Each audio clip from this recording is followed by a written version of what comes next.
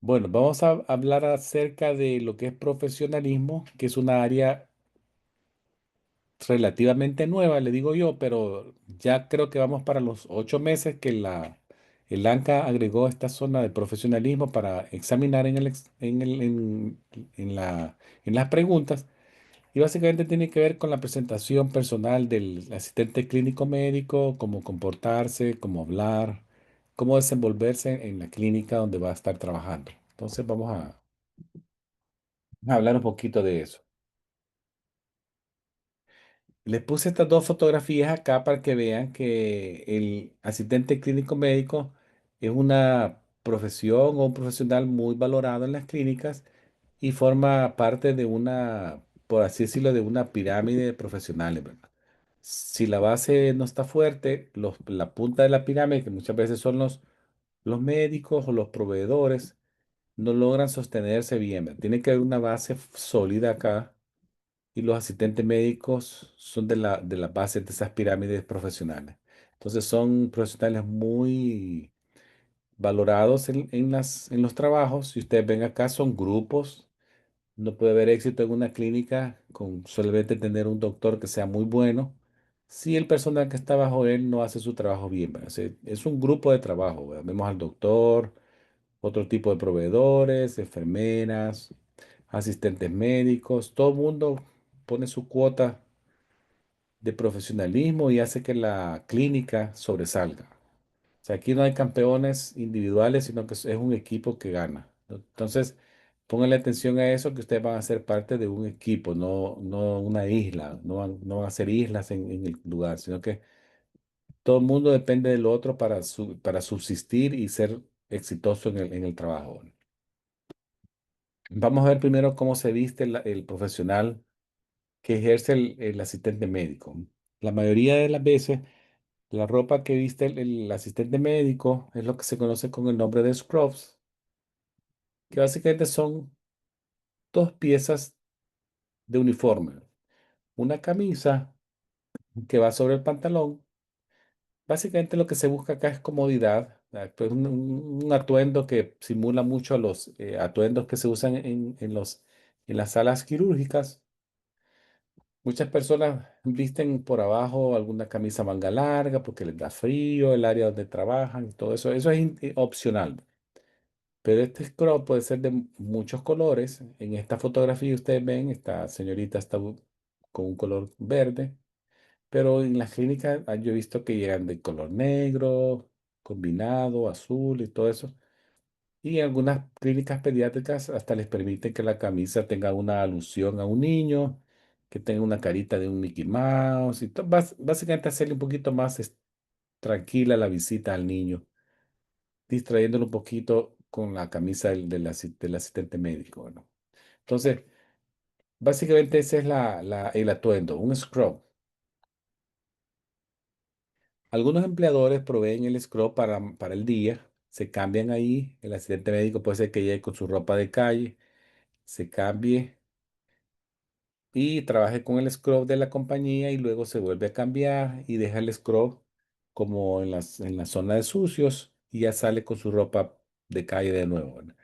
Esa es una situación. Otra es que el asistente médico es dueño de su propio scrub y él tiene sus sets de scrubs. Muchos empleadores lo proveen, otros no, ¿verdad? Entonces, siempre es bueno, yo les digo, tener por lo menos unos 7 sets de scrubs para cubrir los 5 días de la semana y tener dos de emergencia, ¿verdad? Si alguien se manchó o algo. Los scrubs tienen un costo más o menos de 30 a 40 por set, que sea pantalón y camisa, más o menos. Ahora, los zapatos eh, son de un color único, ¿verdad? Puede ser color negro, blanco, pero tiene que ser zapatos cerrados, ¿verdad? No puede ser un zapato abierto, como yo les pongo acá, por eso les puse acá no, ¿verdad? No puede ser abierto. El zapato tiene que ser cerrado, tiene que tener una suela antideslizante y tiene que ser cómodo para que usted lo aguante todo el día. Recuerden que el trabajo son 8 horas, hay que caminar mucho, estar de pie mucho, entonces tiene que ser un zapato cómodo, es lo más importante. Ya venden unos zapatos para la profesión, ¿verdad? Que los conocen como zapatos de enfermería. Ya eso es opcional también de la persona que va a comprar. Pero recuérdense, ante todo, confort, ¿verdad? Porque van a andar parados muchas horas y hay que andar bien cómodo. Y la suela antideslizante. Ahora, en cuanto a la joyería, el pelo, el cabello. El cabello de las señoritas tiene que ser recogido y puesto hacia atrás, como lo ven en esta fotografía. Eh, la joyería también tiene que ser muy limitada. Lo menos es mejor. Entre menos se ande, menos anillos,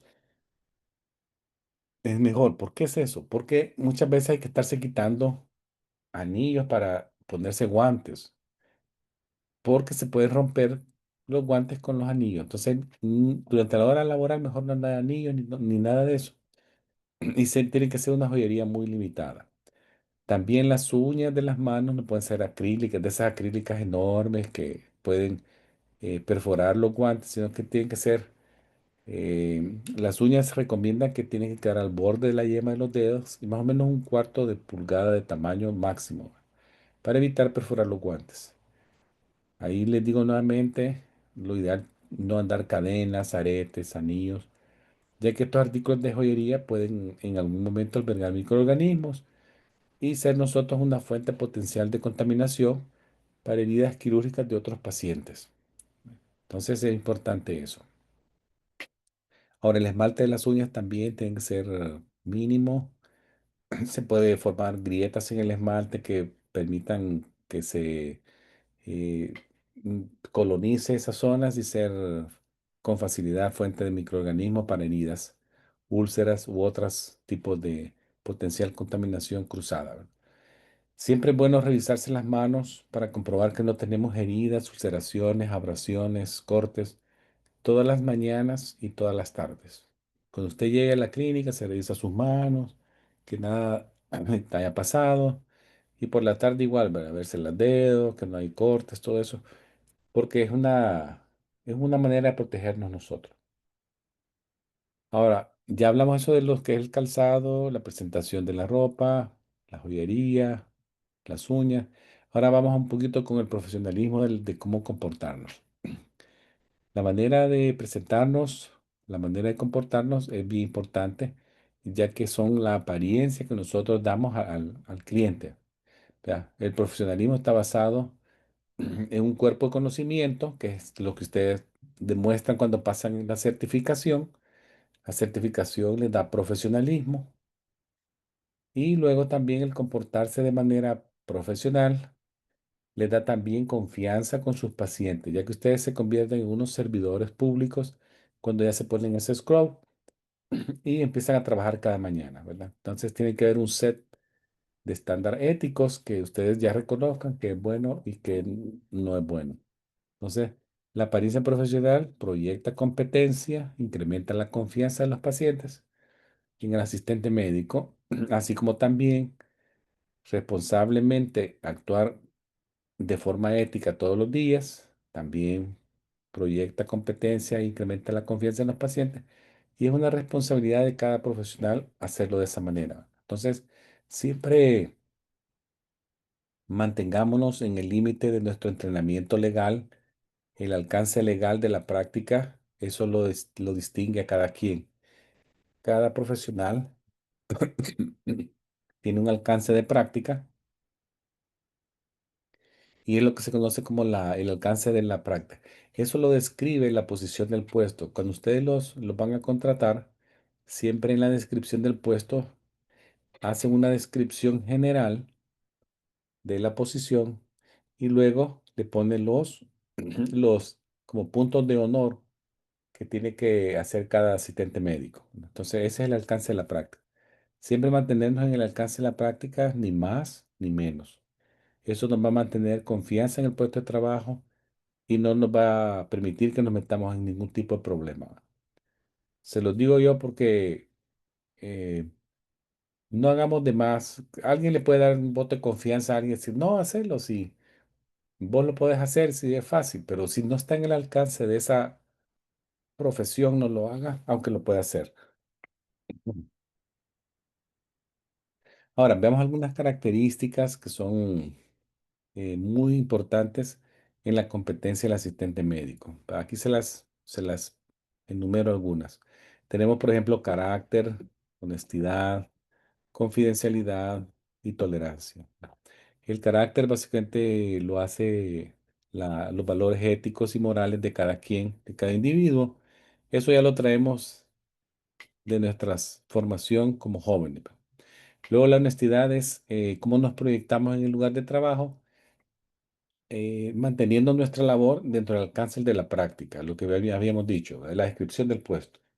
Confidencialidad es un comportamiento ético que es una necesidad en nuestro medio de guardar con privacidad la información de nuestros pacientes. De eso lo vamos a hablar después en lo que es HIPAA, cuando hablemos del cómo podemos mantener la confidencialidad de la información de los pacientes.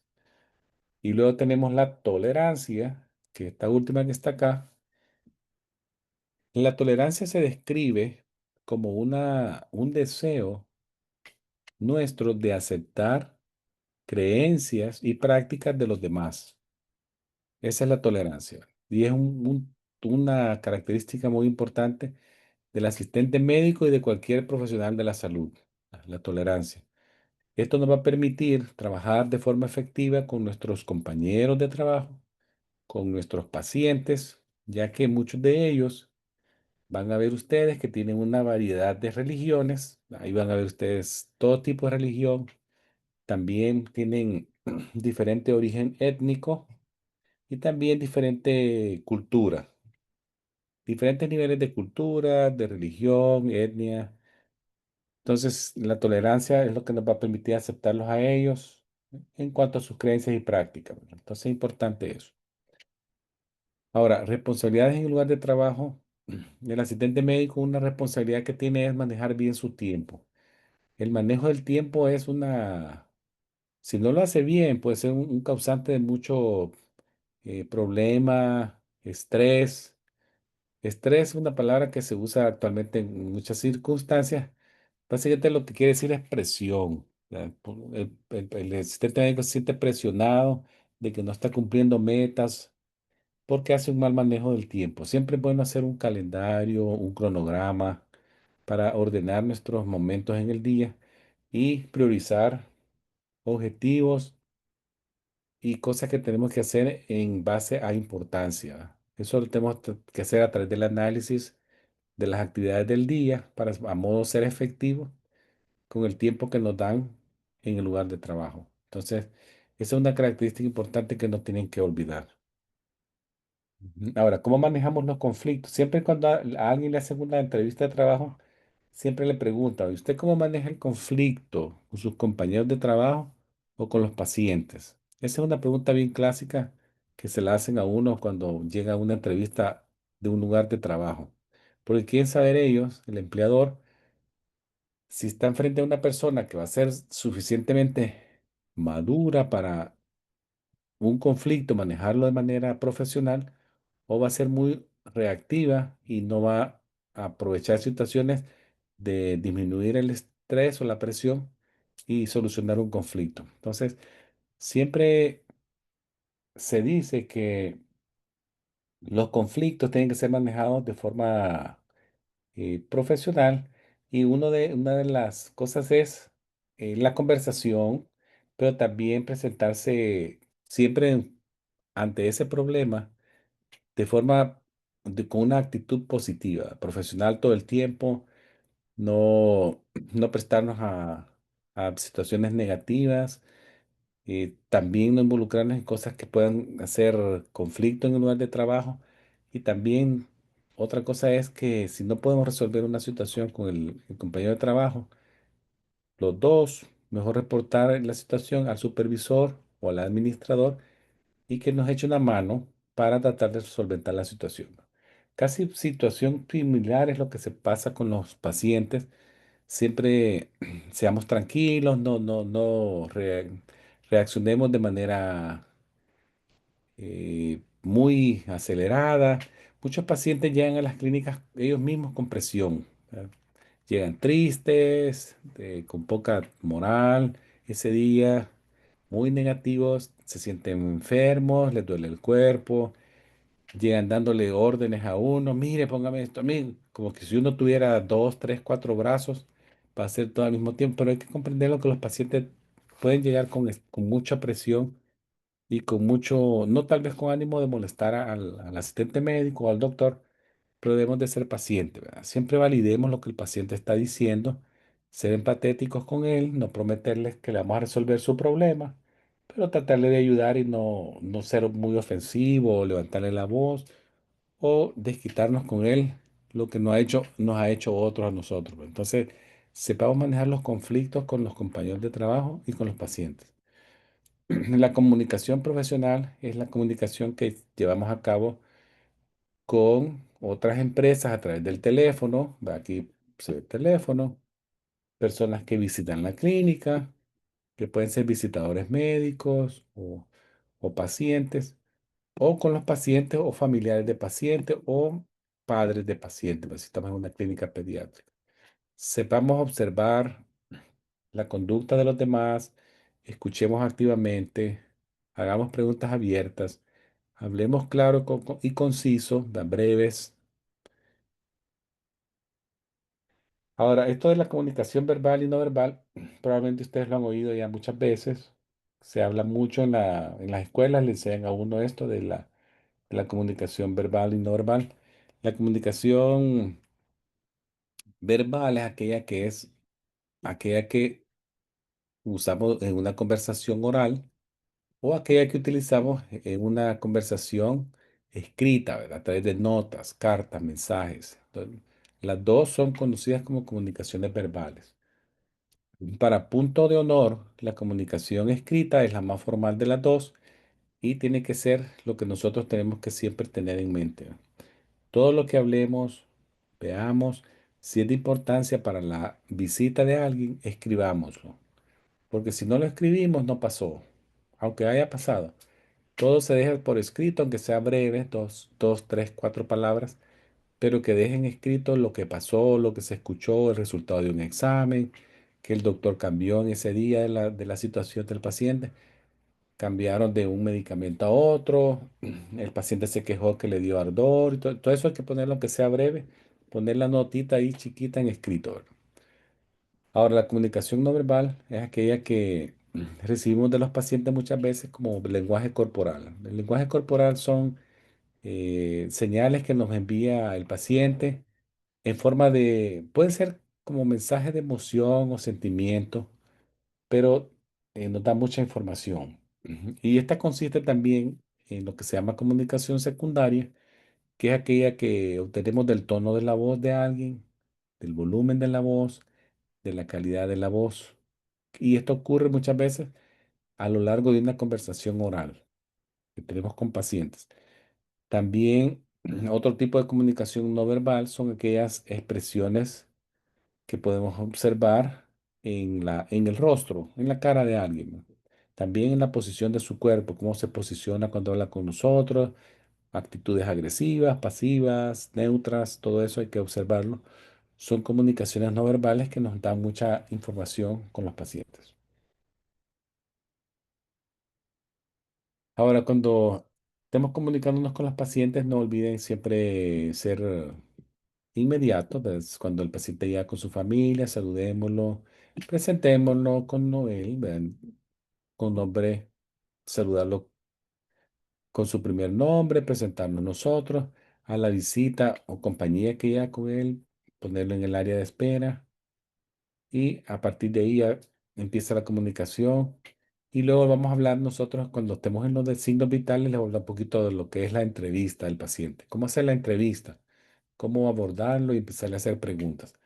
Pero también recuérdese siempre ver a la persona al rostro, ¿verdad? Hacer buen contacto visual, inclinarme hacia él para mostrar interés, responderle a sus preguntas, no quedarme callado o darles preguntas negativas cerradas. Y esto lo que es parafrasear, porque se ocupa mucho. El parafraseo es básicamente decir el mensaje de la persona, pero como yo lo entendí, en mis propias palabras. Una buena forma de mostrarle que lo estoy escuchando. Muchas veces, aún parafraseado, no entendí bien lo que quería y tengo que clarificar. Entonces, la clarificación de las ideas no es más que asegurarme que lo que entendí en el mensaje es eso. El paciente me va a decir, sí, eso es lo que le estoy diciendo, sí, eso es. Entonces le parafraseé y le clarifiqué una idea. También no olviden que el silencio es una arma muy poderosa en la conversación. No solo es de hablar yo y que no presto, como dicen, no presto la guitarra, sino que solo yo y solo yo. No, ¿verdad? Hay que darle una oportunidad al paciente a través de preguntas abiertas, que él se exprese y me explique qué quiere decir. Mantengamos siempre la privacidad, escuchémosla atentamente, hagamos preguntas, hagamos comentarios si tenemos que hacer comentarios de respuestas, construyamos la historia a través de información que obtenemos de los pacientes, establezcamos una buena relación medical assistant paciente, a modo de obtener información muy valiosa para la historia de ese día. Eh, ya esto más o menos lo habíamos mencionado, la confidencialidad lo mencionamos, la cortesía, que el paciente se sienta a gusto, que se sienta seguro, que me estoy tratando de identificar con él, hacerlo de manera, preguntas abiertas. Si tenemos que usar preguntas directas, también hay que hacerlo. Facilitemos que al paciente se exprese muy bien, hagamos reflexión. Reflexión es cuando nosotros repetimos como la última frase de su conversación. Básicamente hacemos una reflexión, pero lo estamos haciendo con una manera de capitalizar la conversación que él está teniendo conmigo. Empatizar, mostrándole entendimiento y aceptación. En algunos momentos tenemos que confrontarlo cuando el paciente se está saliendo de la tangente, como decimos, que se me está desviando un poquito hacia la izquierda, yo lo puedo volver a confrontar y volverlo a meter en conversación de interés médica, profesional. Algunas barreras que me pueden presentar en la conversación del paciente es que esté nervioso, que se sienta deprimido el paciente, enojado, que esté muy evasivo a mis preguntas o que esté pasando por una situación financiera difícil en su casa, ¿verdad? Entonces son algunas de las barreras de comunicación que se me pueden presentar. Ahora, la comunicación con las empresas, dijimos que con otra empresa puede ser comunicación escrita o por el teléfono. Algunos factores de confidencialidad en la clínica, esto lo voy a hablar un poquito más en detalle, solo les voy a dar ahora como el flachazo de lo que viene en la semana próxima, cuando hablemos de HIPAA.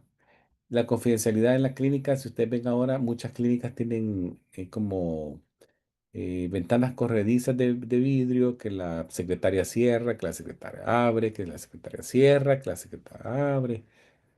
Entonces, básicamente lo que está haciendo la secretaria es obstruir la conversación de ella en el teléfono, ¿verdad? Para que no le escuchen lo que está hablando. Es básicamente son algunos factores de confidencialidad. El paciente también no hablen de otro paciente cuando tengan a uno enfrente, como está aquí. Esto es un no, ¿verdad? No se puede hacer.